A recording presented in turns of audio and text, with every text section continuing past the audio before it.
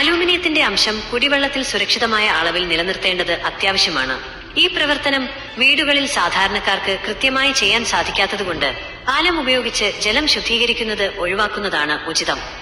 ആലം, potash ആലം അല്ലെങ്കിൽ aluminium sulphate ഉപയോഗിക്കുമ്പോൾ ഉണ്ടാകുന്ന പ്രധാന വെല്ലുവിളികൾ താഴെ നൽകുന്നു. 1. അലൂമിനിയം അളവ് നിയന്ത്രിക്കാനുള്ള ബുദ്ധിമുട്ട്. ജലം ശുദ്ധീകരിക്കാൻ ആലം ഉപയോഗിക്കുമ്പോൾ എത്രയളവിൽ ആലം ചേർക്കണം, എത്ര സമയം കാത്തിരിക്കണം, എത്രയളവിൽ അലൂമിനിയം അവശേഷിക്കുന്നുണ്ട് എന്നൊക്കെ നിർണ്ണയിക്കേണ്ടതുണ്ട്. അളവിന്റെ അനിശ്ചിതത്വം. വെള്ളത്തിലെ മാലിന്യത്തിന്റെ അളവ്, കലുഷിതാവസ്ഥ, ടർബിഡിറ്റി ഓരോ സമയത്തും വ്യത്യസ്തമായിരിക്കും. ഇതിനനുസരിച്ച് ആലത്തിന്റെ അളവും വ്യത്യാസപ്പെടുത്തണം. വീടുകളിൽ മലിനീകരണത്തിന്റെ അളവ് പരിശോധിച്ച് കൃത്യമായ അളവിൽ ആലം ചേർക്കാനുള്ള ശാസ്ത്രീയ ഉപകരണങ്ങളോ പരിജ്ഞാനമോ ലഭ്യമല്ല. അലൂമിനിയം കലരൽ.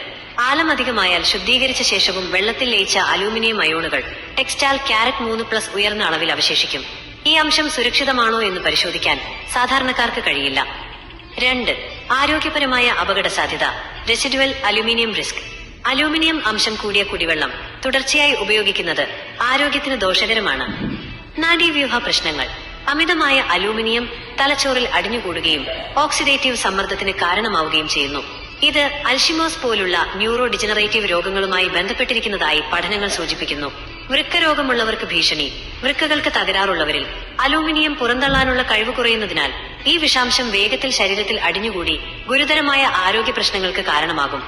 പരിഹാരവും ശുപാർശയും.